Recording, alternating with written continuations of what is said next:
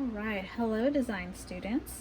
This video is going to be all about using certain geometry tools to help you draw geometrical shapes and lines and keep things as precise as possible. Okay, so the tools that I will talk about is a ruler. We're going to be focusing on inches. Triangles. Here I just have one triangle, which is the 45-degree triangle, but you can also find a 30-60 triangle. We have a protractor, and it might look like a total circle, it might look like half a circle, a compass, and then a flex ruler. And the flex ruler will not give you super precise geometric shapes, but it'll give you really nice curves, and you can use it very intentionally. Okay, so what I'm going to do is show you guys how each of them work, and I want you to use this video, just kind of play it and practice as you go and as you're watching this video. So I'm just gonna grab my eraser and my pencil and show you guys how to use the ruler. So this is the basic thing. So let me zoom in. There you go. And talk a little bit about the inch ruler. Okay, so you might not really be familiar with all of these tiny little lines, and there is a separate video and lots of YouTube videos that will actually show you how to what all of these little tick marks mean. So I think it would be best that you look at that. And then some of you might just be familiar with centimeters, so you can either use that or you can learn about inches and how to use those. Okay, so inches, a really quick breakdown, not detailed at all, is divided typically into 16 little parts, but we're just going to be focusing on from 0 to 1, 2, 3, 4, so a whole number, and then also just very simple fractions such as half. So this is a half line right in the middle, and then a quarter, 1/4, and 3/4, which is 3/4. So basically this is a 0 line, this is the 1/4 line, the half line, 3/4, and then 1. And then from here you go 1 1/4, 1 1/2, 1 3/4, 2, so on and so forth. Okay, you can use these to create really precise templates and write down what measurements you're using, so that if you're repeating any of these measurements, you can do so very easily. Okay, so basically what I like to do is draw if I want to draw like a particular line. Let's say I want to draw a line that is 2 inches, so I'll just draw like 2 little marks from 0 to 2, and then draw a line, and just very firmly press against the edge. Okay, now this one has a cork on the bottom, which means that it kind of lifts it off a little bit, so it doesn't really slide around, which is nice. So if you have something that's like totally metal, just make sure that it doesn't slide as you're drawing the line. So you might have to hold it like quite firmly, or here, let me just zoom back out, or just make sure that it doesn't slip around. Okay, so what I'm going to do is just draw a parallel line to this line, and usually whenever you get a sheet of paper to work with, that I like to use that as sort of my starting point. So we already have dimensions to work with. This sketchbook is 8.5 by 11, so that's what I have to work with. And what I'm going to be doing is I'm going to draw a parallel line to this line. Okay, so very precisely, looking straight from the top, I am going to align the 0 line to this existing line and then making a slight line on the 1 inch. So if I wanted to offset a line 1 inch, I would do that. Maybe I want to do 1/2 inch. Maybe I want to do 2 of them. I'm going to do that on both sides.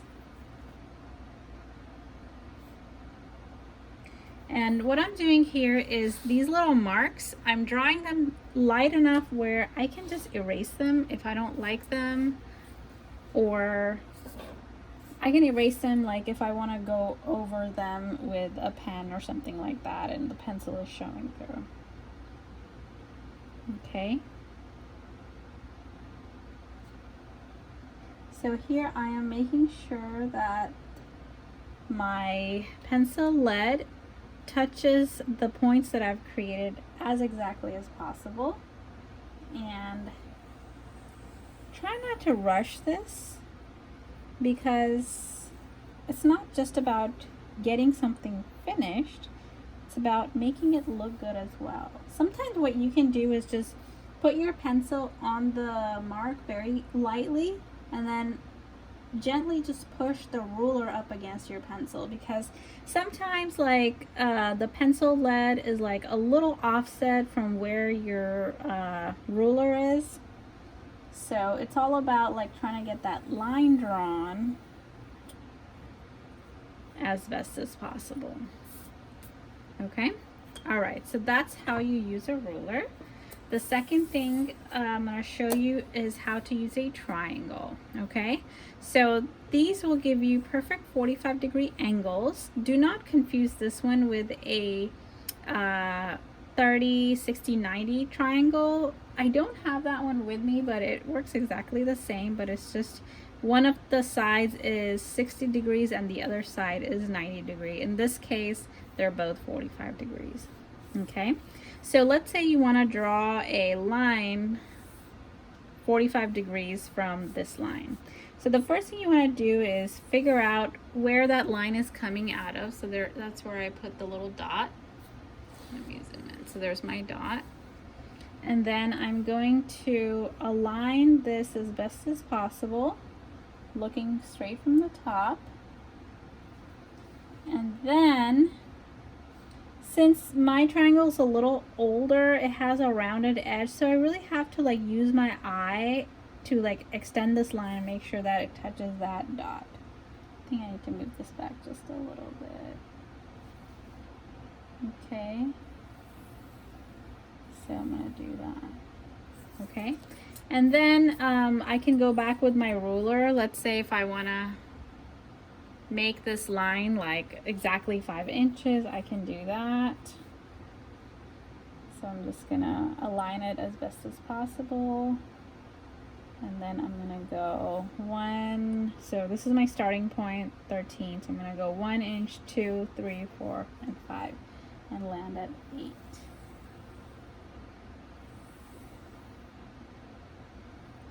Okay, so here is my line. And what I want to do is just clean it up because it kind of looks like maybe a little messy. That's why I'm not pressing down too hard, because this is a good pencil. It erases really easily.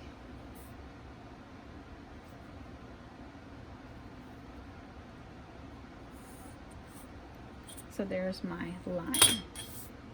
Okay, so let's say I wanted to make a big triangle, I could do that, or whatever you want to do with angular lines. Okay, so the next thing is, let's say you don't want just a 45-degree angle, you want something a little bit more complicated. Let's say you're creating a circle or something and you want to divide it into little parts. And I'm going to show you an example, which is this color wheel that I drew for a different class. And basically it's 2 rings and it's equally divided into 12 parts.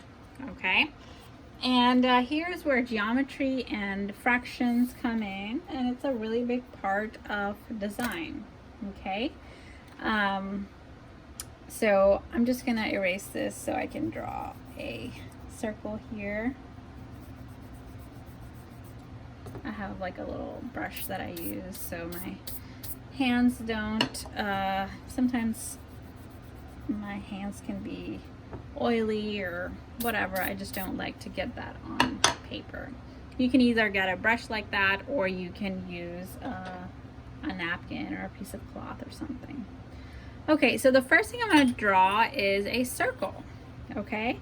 And to draw a circle, what you really need is the midpoint and a radius, okay? Let's say I want to draw a circle that is 4 inches from side to side. That means that's the diameter, and half of that is going to be the radius. So 2 inches from the center all the way around, okay? And if you're a little rusty on geometry, there are tons of videos on YouTube, and Khan Academy is quite nice as well. So you can familiarize yourself with that. So if you're doing something like really well thought out, you would know exactly where the center of the circle will be, but I'm just going to make it up since I'm just showing you how to, you know, just draw a circle, right? So what you're going to do is, let's see, there is a sharp side, and then there's a side that actually draws, right? So this is the little pin, this goes on the center, and this makes the actual circle. Okay, so you're going to very gently rest it on the dot. You don't want to poke it through because that will affect your design. And very gently, without moving the center, you're going to rotate this around. And again, I like to draw a really light line like that, okay? It's kind of hard to see in the camera. Well, you can kind of see what's going on, okay? So that is how you would draw your circle. Now, I want to divide the circle into a few equal parts, and that's where your protractor comes in handy. So it might look like this, it might look like that. So this allows you to go all the way around. This allows you to go halfway around, and then you would just rotate it to go the other halfway, okay? So here is where you need to know a little bit of geometry, right? So when it comes to angles, if you go from one side all the way to the other side, that is going to be 180 degrees, okay? And if you remember, if you go all around something, it's called 360. So it's kind of like, you know, somebody like turned around on you or whatever, they call it, oh, they turned 360. Or if somebody totally changed, they went from 0 to 180. That means they were on one side and then now they're on the opposite side. So you can kind of, I don't know, maybe that'll help you remember it. So 360 all around, which means, simple math, if you want to divide that into 12 equal parts, it'll be 30, right? So 360 divided by 12 is 30. However you want to draw it, you can do your math, okay? And you still want to keep that center point because that is going to help you determine where the angles are going to be. And in every protractor, there is a little cross point where this is your 0 line, this is your 90 line, and that is where you're going to line up with your dots. Okay, you're going to do that as exact as possible. Either hold it down or you can even tape it down, and then I'm going to mark off 0, 30, 60, 90, so every 30. Okay, 120, 150, 180. Turn it around, go back to that dot, and then make sure that this line lines up with that 0 mark that I made. You don't want to be off. And then 30, 60, 90, 120, 150, and then I already had one over there. All right, so here are my marks. And then all I have to do is grab some sort of a straight edge. I'll just use this, or you can use a ruler, whatever you want. And start drawing those lines.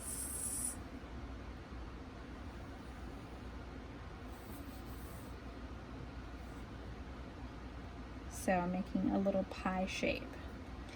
Now the protractor will come in handy if you are creating shapes that is not just like a regular rectangle or a square. This can include different types of triangles and other kinds of polygons. So if you're making a hexagon, you know, that's what it looks like, right? And how do you make sure that these lines have a certain angle to it? So you have to use a protractor, okay? And you have to do a little research and find out what these angles are so you can make a nice hexagon or an octagon or whatever, however many sides you have, to get them exactly equal to each other and make it look as precise as possible. For any angle that you're creating, you need some geometry knowledge and you need your protractor. All right, so here's my little pie. I did as best as I could. Uh-oh. There you go. And there you go. So this is how you use your protractor. Okay. And I think the protractor is like the hardest thing to use. And the last thing and the most fun thing, I think, is this flex ruler. Sometimes you can also use French curves, but I find French curves to be a little bit more difficult. And there are videos on YouTube that show you how to use French curves. So if you rather use that, please watch those videos. And the way I like to use this is in two different ways, okay? You can either make the curve yourself, okay, and then trace it. You just have to make sure it kind of holds itself down because it has a tendency to kind of lift up and not touch the paper sometimes. Another thing you can do is, let's say you're trying to like draw a curve that actually connects something. What you can do is like just freehand it and then make it precise by try to match it. Okay, so I think that this is a better way because, and then just make sure that your freehand is as light as possible. Okay, and then sometimes it's a little bit harder to work with, but do your best and create that curve. Okay, and you might even do that in little pieces because it might not be long enough or whatever.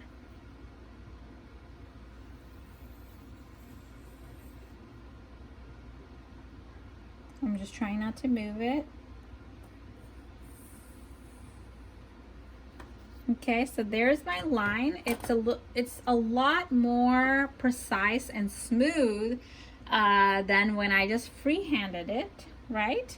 And then I have this little tail left, so I'm just gonna continue drawing this line by just moving this. And what I'm gonna do is just kind of match like a little piece of what I've already drawn. So I'm gonna try to match this part and then continue onwards. Okay.